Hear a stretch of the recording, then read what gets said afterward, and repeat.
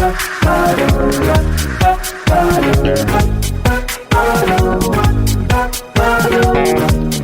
this is Carrie from Wrap Your Head Around Silks. This is the Expecting Ariels podcast, now with the Digit Network. Thanks so much for tuning in. I cannot believe this, but this is season 5. So thanks to you. This is a thriving podcast, reaching the corners of the world, all the women out there, and I'm so excited and proud to be with you. If you haven't listened to the Artist Entrepreneur podcast, my new podcast with Noah Dock and Amanda Ritchie, please check it out. It's going to be on this feed on Thursdays. We're 3 artists navigating our businesses. We have so much fun. Please check it out. It'll be in your inbox on Thursdays. And just announced September 26th to the 28th, I'll be at NECA, the New England Center for Circus Arts, for an 11-hour weekend silks immersion. So it's a retreat-esque without being a full retreat. And I'd love to see you there. It's picturesque Vermont. My flagship course, beginner to intermediate aerial silks, online for anybody in the world. And of course, Aero Rehab, which is meant to be the bridge between PT and your favorite aero class. I'm teaching all over the place this year. Austin, Oaxaca, Ohio, and DC this summer. And of course, NECA in the fall. Let's get started. I see that you're in your aerial studio. Yes. Oh my God, that's a cool setup. You have like a loft office. We're doing a bungee party right now. Oh, did that used to be like, is that like a proscenium? Do you guys have a stage back there? It's an old school building. That's perfect. Like it's an old gymnasium. Yeah, it's old elementary school. That's so cool. I mean, that works really well, actually. Yeah, we found it a couple years ago. It's not in the best neighborhood, but we make do. Ashley, where are you guys located? We're in Sioux Falls, South Dakota. Sioux Falls, South Dakota. You might be my first guest from South Dakota. Maybe. Am I your first ever from South Dakota? Maybe. I mean, it's been 5 years. It would make sense. And I feel like I'm actually going to go out in our hallway for a second because these ladies are very giggly. Okay. I'm pretty sure I am the only aerialist around here that has been pregnant in that amount of time. So yeah, is it a pretty small aerial community up there? Yes. Okay. And do you own that studio? Yes, me and my best friend own it. Okay. How do you guys build up a staff? Do you just train people? So our staff is pretty small. We have 3 other aerial silks instructors aside from us, and then myself and 1 other Lyra instructor, and then myself and another flexibility coach. And then we do bungee, so we have a few instructors for that. But we've just trained everyone ourselves. Yeah, you're like an aerial saint over there, I'm sure. You're bringing water to the desert. Yeah, we are the only adult-focused aerial studio anywhere close by. Yeah. There's one other studio in Sioux Falls that Katie and I, my partner, actually used to work at, and they're mostly kid-centric. We're building our kids program based off of like a performance team currently. Yeah. Okay. So how long is the farthest commute somebody does to get to their class? I think right now our longest commute is right at an hour. Okay, so you have somebody coming in, driving an hour to get to class. That's not bad at all, actually. Yeah, and that's someone that comes weekly. And then there's another one that's like literally 50 minutes, so pretty long. And she comes to 2 classes a week and then a couple open gyms a week. Oh, okay. So committed students driving. Oh, we have very committed students, yeah. Oh my God. Okay, so you are pregnant. How far along are you right now? 38 weeks. Oh, that's right. When we're trying to schedule, you're like, we're getting close. Yes. I've been lucky to be interviewing women deep into the pregnancies on this podcast right now. I don't know. That's awesome. I don't know. So how you feel today? Good. At this point, I'm just sick of being pregnant, if I'm going to be fully transparent. Yeah. Have you, I mean, I did not enjoy being pregnant. Do you enjoy being pregnant? Not even a little bit. Not the whole time. No, I am one of those people. I love the outcome. I've got a wonderful, vivacious 7-year-old who is my entire world. I have never once liked being pregnant, and especially now that I'm I was not active when I had my daughter. I started aerial 2 years after she was born. Okay, so 5 years in. 5 years in, yep. And I got pregnant at the peak of how fit I was. Like, I had visible abs for the first time in my life. I had like incredible back muscles, and I have my partner and I do a lot of focus on abs and core. So like I have insane compression and it's all gone. And as an instructor, I don't like not being able to demo things. Yeah. And so like modifying and having someone else demo has been really humbling in a way that I don't like. Yeah. You're at your studio all the time. What kind of, do any emotions come up? Are you just super impatient, or are you very patient to get back in it?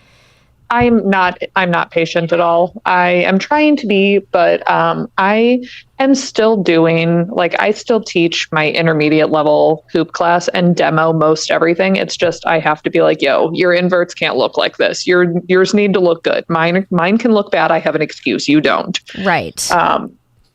But I can still demo everything. I will say the one thing that's been nice is like I was already flexible, but I'm super bendy now. And I know that has something to do with the relaxin and all that. So like, and I've kind of shifted my focus for my solo training time to weightlifting just to maintain my upper body strength, because I lost my aerial inverts on silks about a month and a half ago. Okay. Was that so like the emotions are strong? Oh, it's strong. Okay, it's strong. Yeah. Okay. Would it be easier emotionally if you weren't around it? Yes and no. I don't know. Like I don't want to say a control freak, because I'm really good at like, I'm very proud of my students and watching my students. So that's not the emotion. It's more so like, yesterday during advanced class, which is normally the class I take, my best friend teaches it. They were working on like some of my absolute favorite skills. And I was teaching a private lesson at the time, and it's with one of my regular students. And she snapped a picture of me while she was taking a break and sent it to our group Snapchat and said, I wish someone looked at me as longingly as Ashley looks at a silks class that she can't take right now. That is amazing. So definitely impatient, but I also know I'm going to have to listen to my body when I go back, and starting with light workouts 2 weeks in, but we start back into performance season 7 weeks after my due date. So like I'm one of our head performers. I will be getting right back into it. So when's your due date? My due date is the 28th.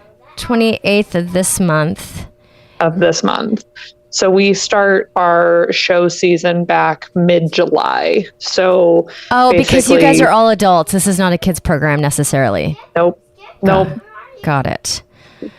We have a couple kid performers that we bring to like our farmers markets around and stuff like that. But like our corporate gigs and stuff like that, me and my partner do most of the performing, because we both do all of the aerial apparatuses we have, and we both do fire. So. Oh, okay.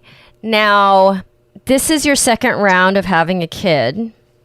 Mm-hmm. Your first round, you had not found aerial yet.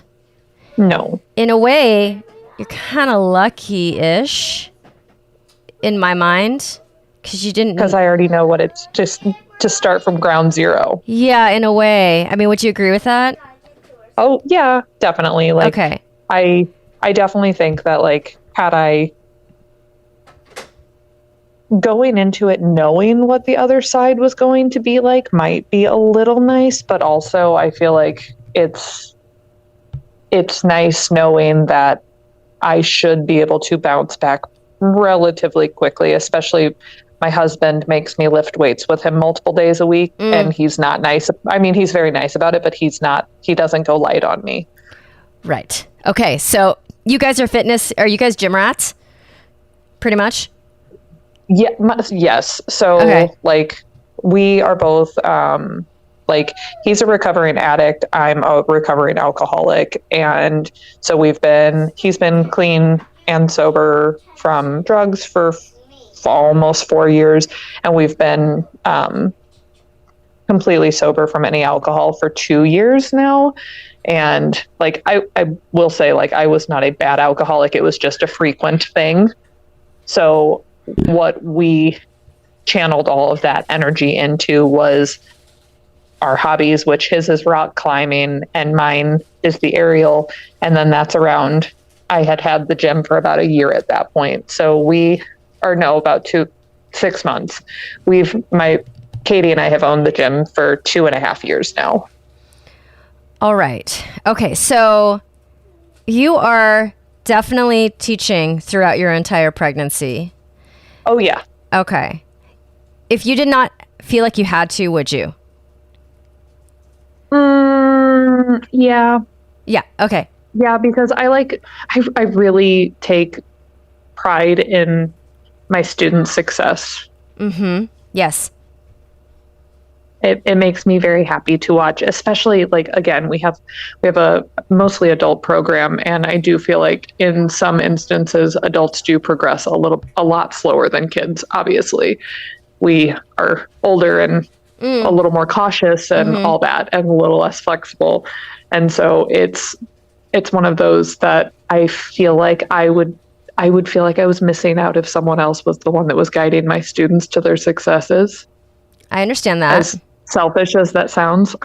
I don't think that sounds selfish. I think that your kids are your adults are probably really happy that you're teaching them, even though you can't necessarily do it all the time. Yeah. Yeah. Yeah. Okay. Let's go to the pregnancies. Did you have a C-section the first time? No. Okay. So you are hoping for what this time around? Natural birth, give you all the drugs. Natural birth. Yeah. Okay. No, so I will say that if Little Miss, so we're having another girl, if Little Miss doesn't decide to start progressing by next Thursday, we're going to do a little bit of a planned eviction, just because I will be honest, I am impatient. Just this past week. Well, the depression has hit really hard this week. Oh, okay. I just desperately want I want to get back on track. And I know my daughter has been like, Mommy, you just look so uncomfortable. And I'm like, girl, you don't even know. Yeah. And we want to wait until Lily's last day of school, but also like, we're ready. We're like, we want to meet you. We want you out. But the plan is, if I get induced, I still want to try with no drugs. And that's what you did the first time? Except for, I had to have an epidural. They wouldn't let me not do it because I had preeclampsia super bad. And it basically, I want to say 2 or 3 hours into labor without the epidural. And then they were like, you can't do this. The baby is in total distress right now. Like, you have to have an epidural. And I was heartbroken. But it only worked on one side of my body. So my right side felt everything and my left side felt nothing. Okay. So it didn't work, basically. No. Okay. So what they say about like, you forget the pain, it's so true. Once they put the baby on your chest, you're like, oh, that was horrible, but look what I have now. Well, and you've had 7 years to forget. Exactly. It's a long time. Exactly. It's a long time. Okay. So your plans are to, when you say nudge the baby out, are you talking about like herbal like things? Are you talking about an induction?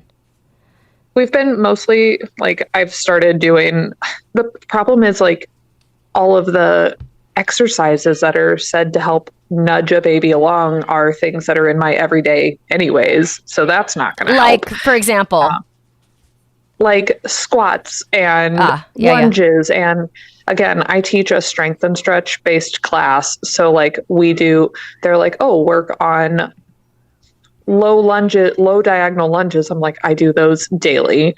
And I have for the past, I want to say 7 months since I started my strength and stretch program, or my particular brand of strength and stretch. The other instructor has had his, but we added mine in. And and the walking, like I walk a lot.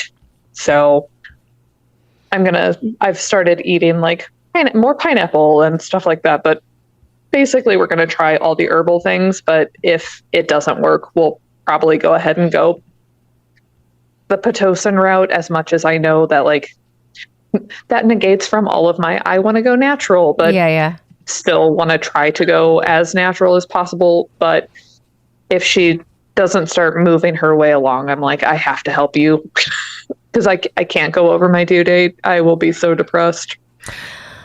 Oh, okay. So you feel it already. Does it feel like postpartum depression without having the baby out of you yet? Yeah, actually, Katie and I, we are, we joke a lot, like humor is the backbone of and everything around here. We joke that it's prepartum depression at this point, but it's not like the scary postpartum. Like I never had the scary postpartum with my daughter. Okay. Yeah. You didn't have like a PPD or a post, like an anxiety disorder. I had that. It's terrible. Okay. Yeah. Sorry, go ahead. I'm an anxious person. No, I'm an anxious person as it is. Like I'm very anxious at all times, but like I never had any like the really horrifying PPD and such that you hear about. Like it was never like that. I never had anything horrendous. It was just the deep sadness. Got it. Okay. Yeah. Deep sadness. That sounds terrible. So when I was trying to give birth, like I looked up all the ways that you could like nudge a baby out.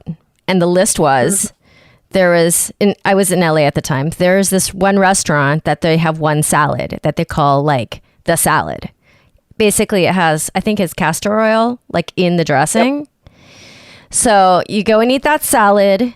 There's a specific tea that they talk about. Raspberry tea. Is that what it is? Yeah, that sounds right. It was a red or a pink. There's a specific pressure point in the palm of the hand, which... There's one on the toes too. My massage therapist student told me about.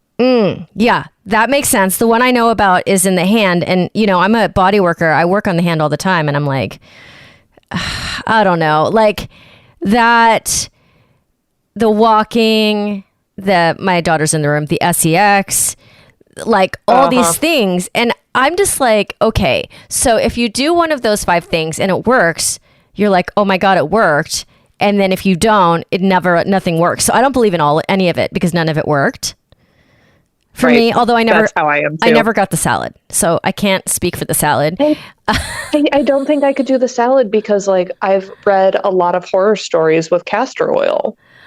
Like, for example, just that like a lot of midwives don't suggest it. Like I'm going through a midwife this time around because I had, to spare any details, I had a horrible birth experience the first time around. It was like 10 out of 10. Like I told my husband, I never want another kid. Here we are. We went to a different hospital.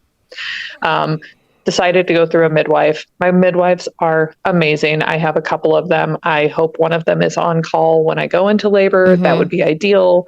Another reason I kind of want to go the induction route so that I can choose who's on staff that day, just because again, the anxiety. Yes. But like my main midwife is always like, I know you want the baby out, but do not do castor oil. And she's like, it's just not good for your insides. And I'm like, okay, perfect. I will avoid it then. I mean, that's like kind of like an old wives' tale situation. So yeah, I think that. I think it all just is like case by case, honestly. Yes. And again, I like none of them are working. Like spicy food isn't going to work. I live off of spicy food. That's no different. The exercises, again, I do those all the time. I'm like, man, really shot myself in the foot by this whole fitness. Being fit all the time is not going to help because the baby's like, this is just every day.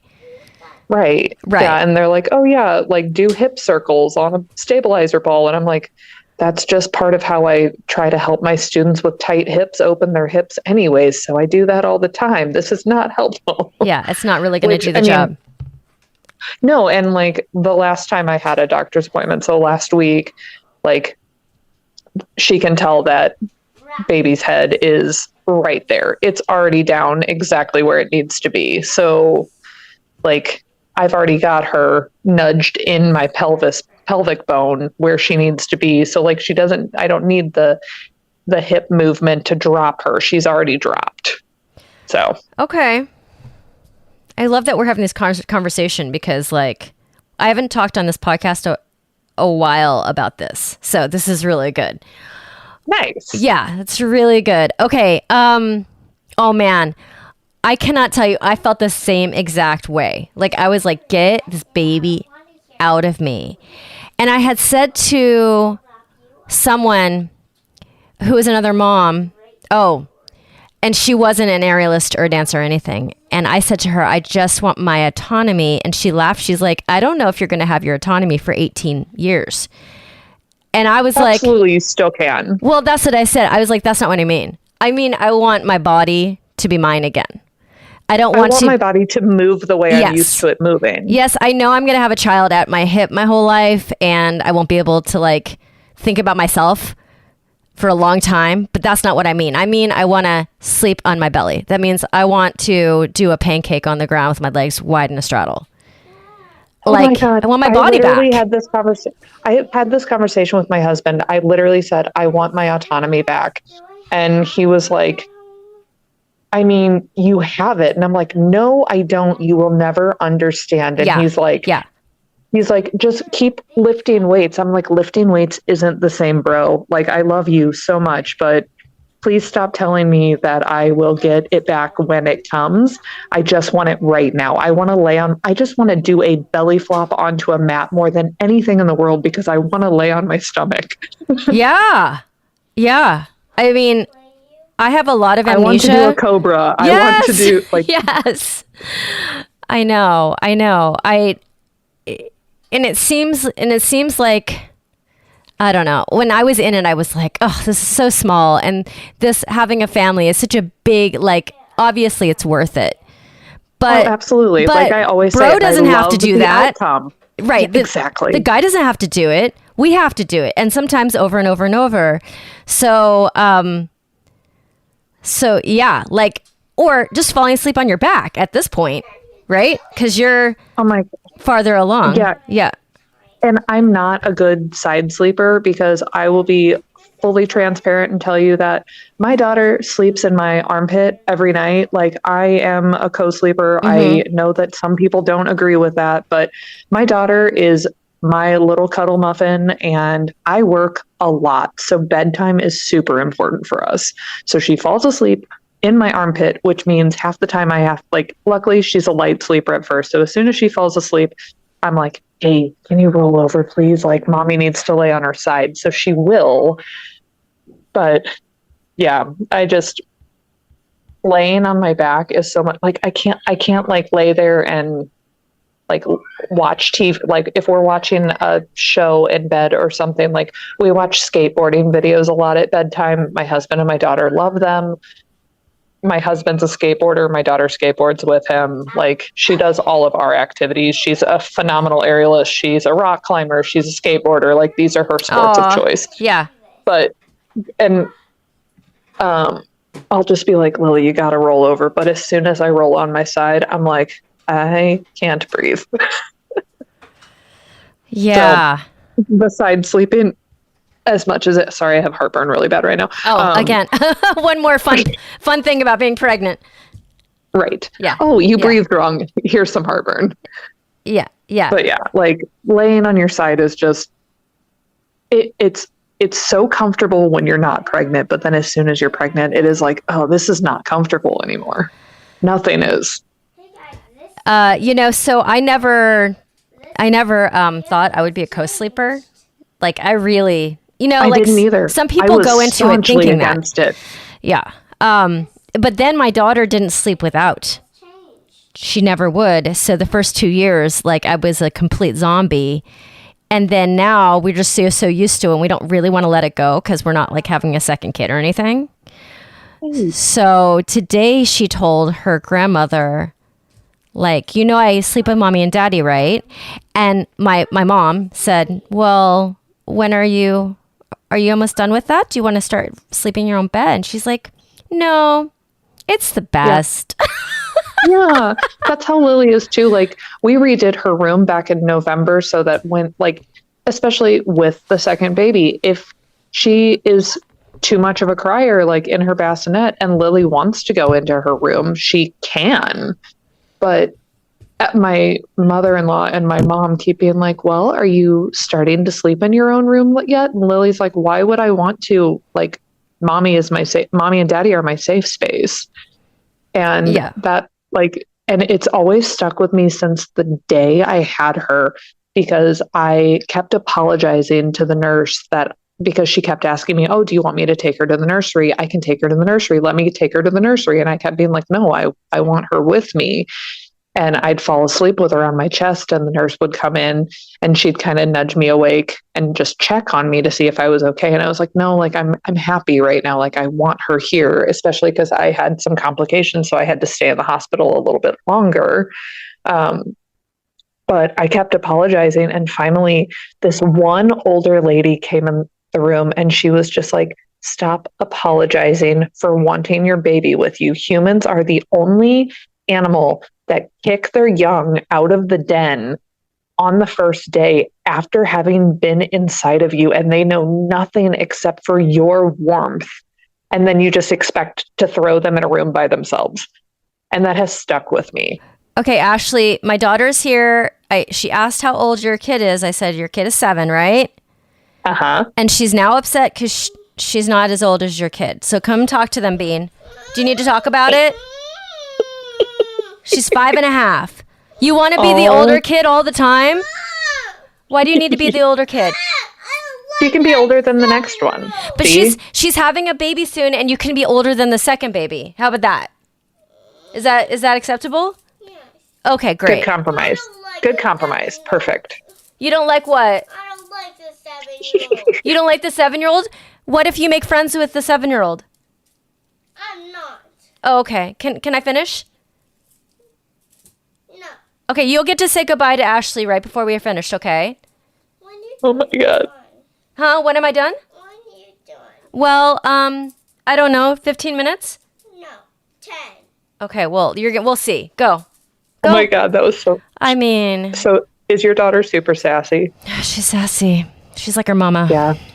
Yep, mine is too. Mine's a little strawberry blonde, so she's always had the Irish Spitfire in her. So I'm not sassy. You're not sassy? I understand. You're acting sassy right now. You don't want to be sassy? Usually sassy's a good thing.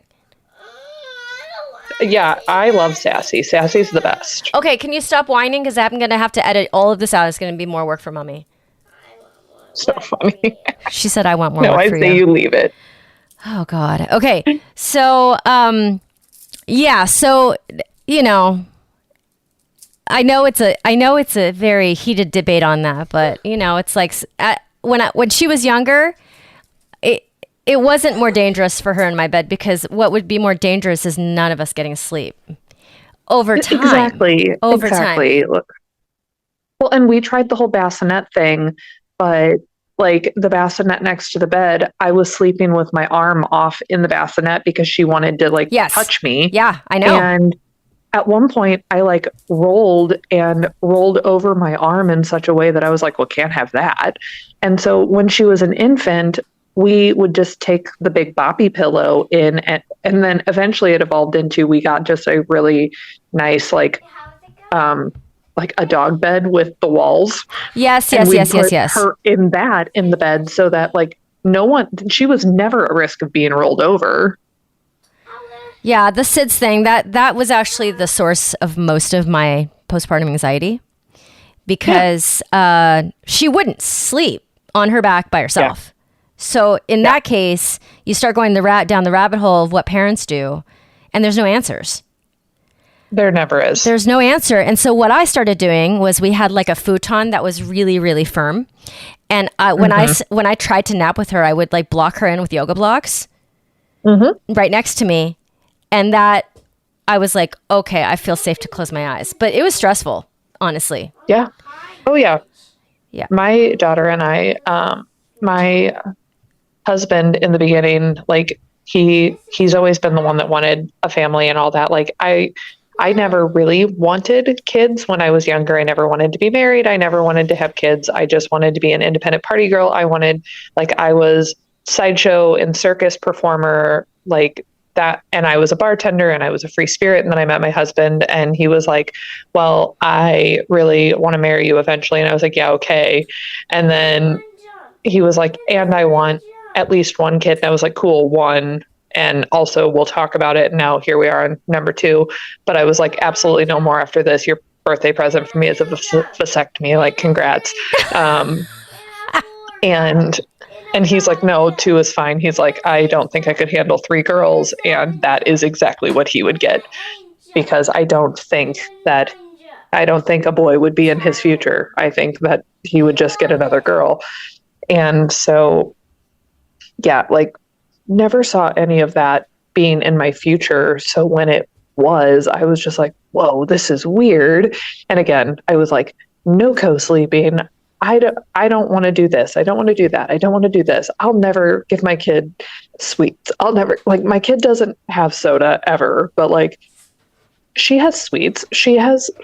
But she's also like, she eats super healthy. She's a very not picky kid. She'll try anything once. She like loves water, loves milk, like she's a very well-rounded kid and she's super active. So I'm always like, you know what? I always said I would never give her sweets.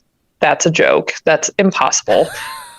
Well, you know what? I was like, I wasn't so stringent on that. But then especially now that my kid's in school, they get sweets at school way more. Constantly. Way more than I would give at home. So I'm just like, okay, I can't even fight this. Like, it's literally everywhere. Yeah. Yeah. But our daughter also, like, she helps us cook. She helps clean. Like, she's we meal prep every week. Like, so she eats very clean, except she also does love a good snack. Like, the girl loves ice cream. Right. Like, who doesn't? Yes, exactly. Mine too. Yeah, so, I know. These things are hard to fight. Yeah, it really is. And then, like, yeah, the co-sleeping thing, I was just like, this is just our normal. And like Lily doesn't call her room, like, she calls her room, but she also calls our room her room. So Lily just has multiple bedrooms and we've just accepted that.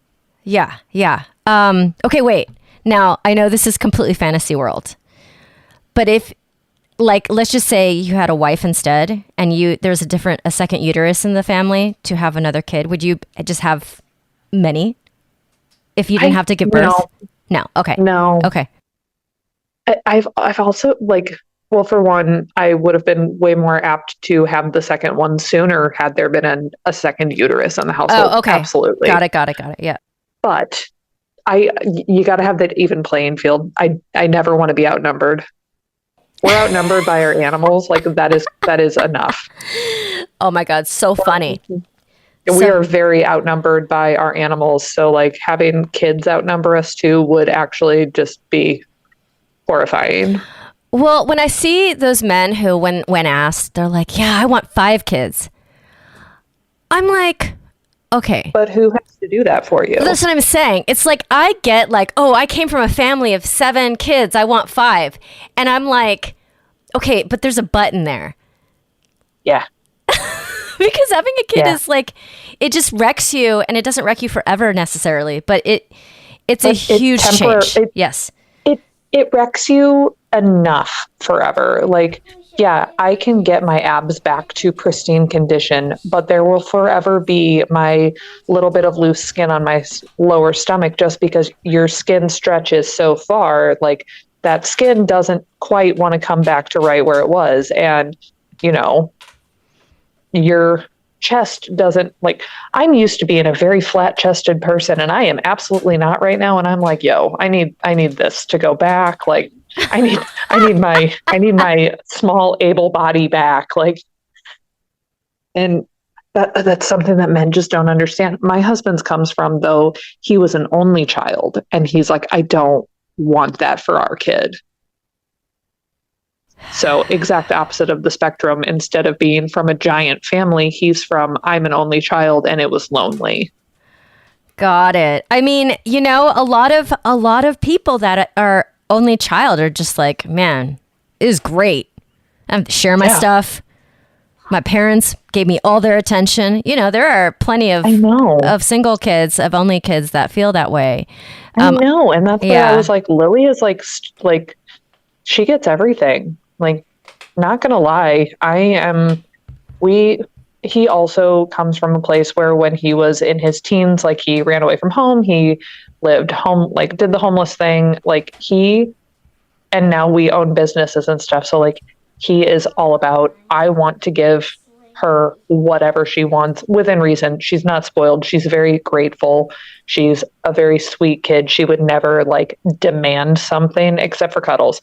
But like, she doesn't demand things, but like we give her everything she wants. We go on vacations. When we go out of town, she gets to train Ariel out of town too. Like, the kid lives a very charmed life. And now I'm like, are you sure she's going to be excited to share that? And we've talked extensively with her about it. And she's just so excited to have, I mean, at this point, like a foot soldier. I'm pretty sure she sees it as, haha, that person is going to learn from me. And I'm like, oh, yes, she will. Little sister to do my bidding. Exactly. Oh my God. So funny. So funny. Okay. So there where you live, do you have a lot of family support? Do you have your family there? My husband's mom is like right down the street and she's our babysitter. She's actually been gone. Like, she just got back yesterday, but she's super sick. So I haven't even told my daughter that she's back, but she's been gone for over 2 weeks on a cruise.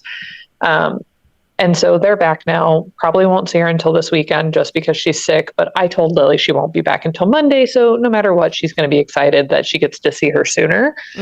But like, she lives close by. And then my family, I'm from St. Louis, Missouri originally.